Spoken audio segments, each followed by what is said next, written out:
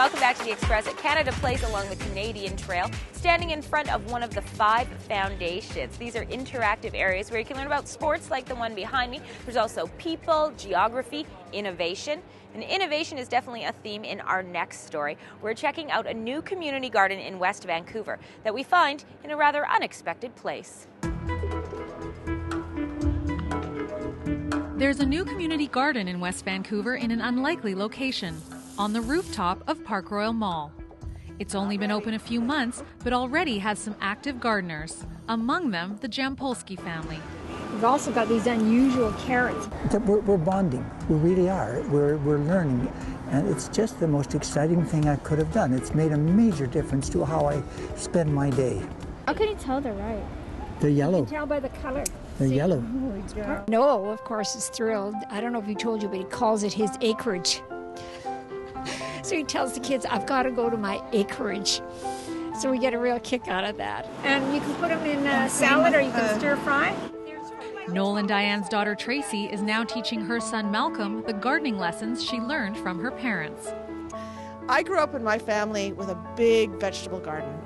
And I learned from my dad and my mom how to plant, how to take care of it. And my mom would send us out and say, go grab me 3 carrots and dig up a potato or 2. And we'd bring them back in the house. And so it's so nice to share that again with my son and with my dad. It's like extremely nice to be here with my mom and grandparents because like they give me tips about doing gardening, and yeah, I'll probably use that for later in my life. We put the seed from here. Yeah, nice. So this isn't seed from Iran, is it? Is Yes, it? Oh, yes, is it really? That's exactly the kind of thing Park Royal hoped to foster when it decided to create this community garden. This was something that we'd been thinking about for some time, and in the last year or so we were approached by a couple of partners, the Great Canadian Landscaping Company and the Edible Garden Project, and we started to bring an idea together on how we might be able to utilize this space and change it into something that the community would want. We were one of the first people, as soon as we heard the news that the planters are available. We just sent an email, requested, and it was such a great opportunity, actually. We were always wondering how other people, get these planters in other areas, and everybody, is enjoying, and, we enjoy watching their gardens grow. So that was really wonderful to have this chance, especially for my mom. We have got a small balcony, but it's nothing like growing, outside. And it's exciting to see that you just sprinkle a seed and something pop up. Who knows who is growing that? You just plant the seeds and Mother Nature helps you in growing all this stuff. So that's very exciting for me. In West Vancouver, I'm Kendall Harris for The Express. Have you noticed a big increase in the number of community gardens around Metro Vancouver in the last years? Well, that's because a few years ago, the city set as a challenge to have 2,010 new garden plots by the year 2010. It was an Olympic legacy that was achieved, and the number just continues to rise. We're going in a bit of a different direction up next on The Express, as it's tempers that are rising on the wedding bells, when we find out who says, I don't. Hi, I'm Aubrey. And I'm Sarah. And we are the Wedding Bells. I just got engaged. And I did not. We're on an adventure to plan the big day. Yay. Who has the better breakfast? Oh, I'd have to hand it over to Aubrey. I won! I'm actually starting to feel bad about winning. Scalpel? I should have been a nurse. Aubrey is good at lots of things. I'm going to try this one and this one. But when it came to being Sarah's bridesmaid, the research was fun. I love this! But the poof and the froof, I wasn't good at it. So we thought about it, and we agreed I would back out of being a bridesmaid. Why had this happened? We headed over to Fox Modern Bridesmaids to talk to owner Kat Stavely. bridesmaid expert. Number one overall is to do anything the bride asks. I was definitely failing in that department. The bride has said, I don't care what my girls wear. Kat gave us a quiz. And then the bridesmaid goes to her closet and picks out an old dress that is cotton and has been worn before. Bad bridesmaid. But bride should be more clear. You're both wrong. Because see how confusing it is? Some people are great friends, bad bridesmaids. So how did this happen? So many brides don't want to hurt the feelings of some bridesmaids. Which is why Sarah asked me, and we should have never gotten into this. Let's face it, brides and bridesmaids need help. We've actually seen girls not be friends anymore after being a bridesmaid. Here are the tips to a successful bridal party. Think about the type of wedding you're having before you ask. You didn't know you were getting married in Tuscany. No. That was decided way after. That's true. I asked my bridesmaids before I knew I was getting married. I meant before I knew where I was getting married. Ask your bridesmaids to think for a few days before answering. Give them an out. You're like, yes, and then you're getting married, and everybody's so excited. And then real life sets in. Think of it as creating a winning team and delegate jobs. I know that each of them have their own qualities. I know that I can talk to this one about fashion. I know I can talk to this one about how to write things. The frocks-wearing winning team I assembled looked like this.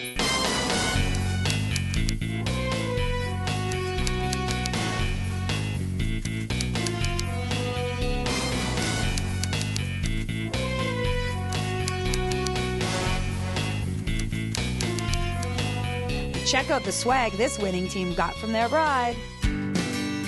A Cake Beauty Highlight Luminous Lotion. A Miss Ruby Sue Fascinator. A Stay Gold Mary Rose Teacup Bracelet.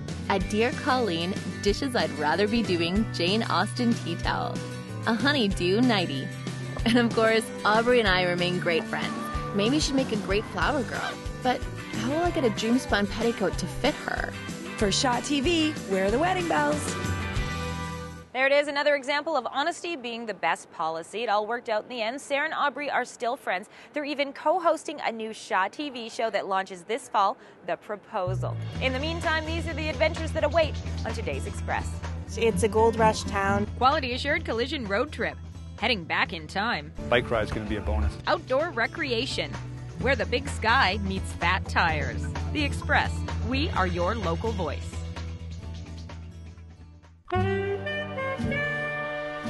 The Express is brought to you in part by Plum, fashion supplier to host Johanna Ward.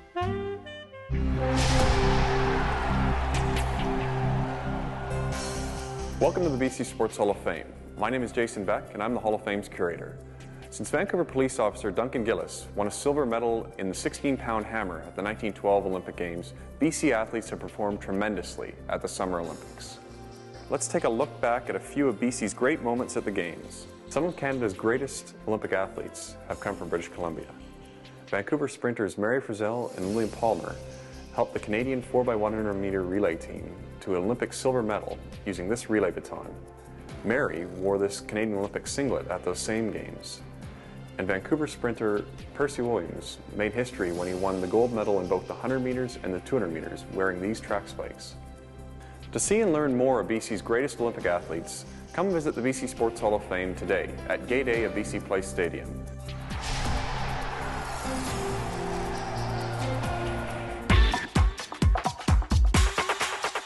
Welcome back to the Express at Canada Plays. They've got a big party coming up this weekend, Canada Fest, and we'll have details later on today's show. You'd also see all the colored squares along the promenade behind me. Well, those represent our 10 provinces and 3 territories. But to really better get to know BC's interior, we're taking a quality-assured collision road trip to Barkerville. Travel along with us as we explore the many marvelous attractions and activities of beautiful British Columbia on the Quality Assured Collision Road Trip. Southeast of Prince George, nestled in the heart of the Cariboo, Barkerville offers a glimpse into BC's past. The historic site was once the central town in the 1860s gold rush, and in its heyday, was one of the largest cities north of San Francisco. Nowadays, Barkerville is still in 1868. It's a gold rush town. People come here from all over the world to seek their fortunes, and in your time, people come from all over the world to watch people seek their fortunes. It was a working town right up until the 60s when it became a park, and now here we are. To truly experience Barkerville, you'll need to try your hand at gold panning. And who knows, you might strike it rich. So have you done a lot of gold panning in your days? No, this is my first time actually. Excellent. You might get gold fever. Oh, it's possible. The town is known for being one of Canada's biggest historic sites, and in addition to the beautifully restored buildings, they take it a step further by letting you interact with the townspeople. I came up here from Fort Victoria with George Wallace, who is the founder of the Caribou Sentinel, our newspaper here in town, and I worked there as an editor. And everyone who works in a shop is in 1868. Everybody strolling the streets in an ankle-length gown is in 1868. And all of them know a lot of different things, so you should talk to everybody if you want a complete picture. Barkerville might be a ghost town, but this year folks are coming back for a big milestone. This is the 150th year of Barkerville. We've just celebrated Dominion Day, which you might know is Canada Day. We have a lot of new events coming up this year as well for people to celebrate the 150th. We have ice cream socials. We have different groups coming up just to see the park, and it's been really great so far.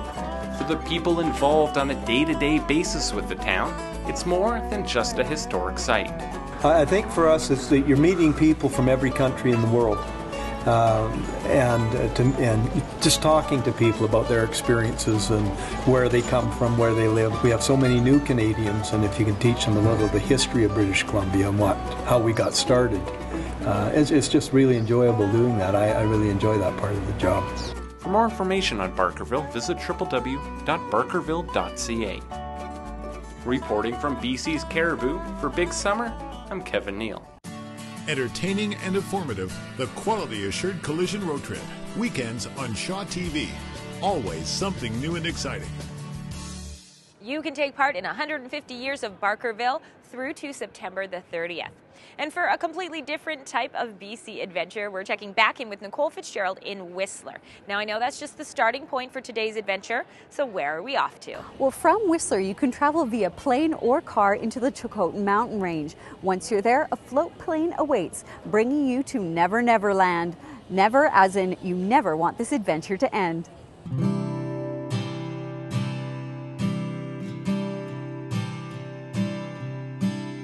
Single-track sages call this place the Garden of Eden.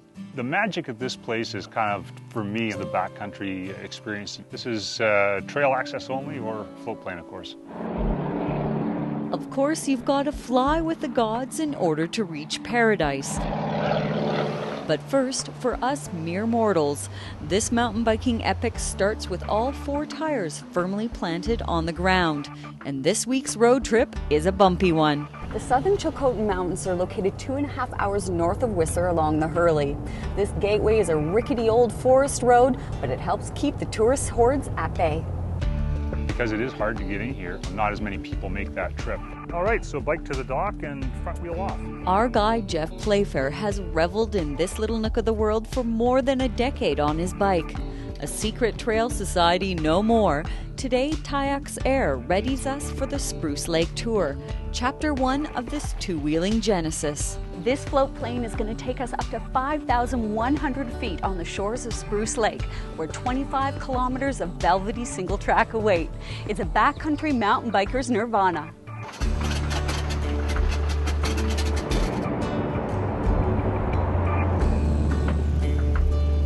It never gets old for me to look across and see people looking out the window of the airplane. More often than not, people step off the airplane and say, my day has already been made by this spectacular airplane ride, and the bike ride is going to be a bonus.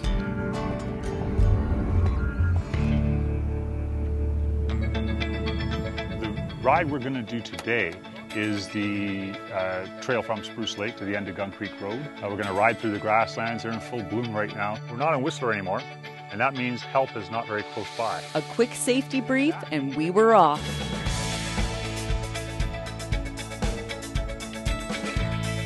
It's a cross-country ride, so you have to have some technical skills. The better you are on your bicycle, the more you're going to enjoy the ride and the scenery. I feel like Heidi should be running over these hills in just a moment. It's just like being inside a storybook. The flowers here are so beautiful, the mountain views are incredible, and you can see how this 4 to 7 hour ride can go a little longer than you expected. It's not about the technical riding so much around here, and it's not about the hardcore riding around here. It's about that extended epic experience, if you will. Zipping along Aspen Groves, hiking and biking along Gun Creek, the Spruce Lake Tour is a lot more than just a mountain bike adventure. It's about learning new things. It's about getting a few new war wounds, and it's about having stories you can't wait to tell your friends about. And we've still got 10 kilometers to go. I've been playing in the hills here for a dozen or more years, and I'm still finding lots of fun new places to get to and new trails that I wasn't really fully aware of. A fat tire fantasy made possible right here on Earth. Woohoo! From the southern Chilcotin Mountains of British Columbia, I'm Nicole Fitzgerald for Shaw TV.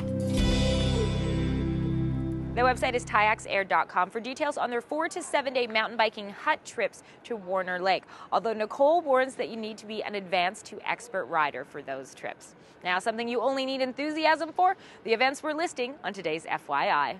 Radar's Quality Assured Collisions FYI is presented by Radar's Quality Assured Collision, an ICBC Valet accredited repair facility. This weekend, Canada Fest here at Canada Place is a free event showcasing the sights, sounds, tastes, and traditions of Canada through music, food, and performances, along with a celebration to mark the Queen's Diamond Jubilee. August 11th and 12th, the Vancouver Chinatown Festival is the largest multicultural summer celebration in the neighborhood. Highlights include the Youth Talent Showdown and Young Star Challenge Finals, the Chinatown Heritage and Food Tasting Walking Tour, and more. In Lions Park every Sunday at 2 in August, Music in the Park features the finest professional musicians from across Metro Vancouver, playing a variety of genres including jazz, blues, folk, world fusion, and contemporary.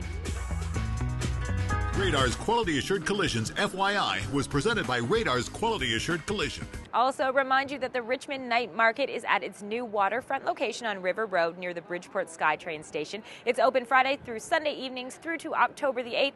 We're going to leave you with another scenic tour of that. Thanks for watching The Express, only on Shaw TV.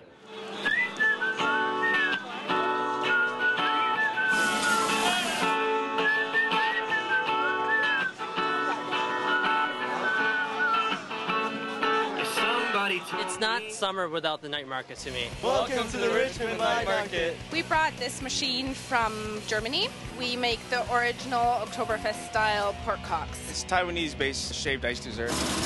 It's close to the SkyTrain station. We're all actually SFU students. It's about being entrepreneurial. It's a fusion type of burger. It's got our own, creations like mashed potatoes and gravy with patty, which is really badass. The benefit of the night market is varieties.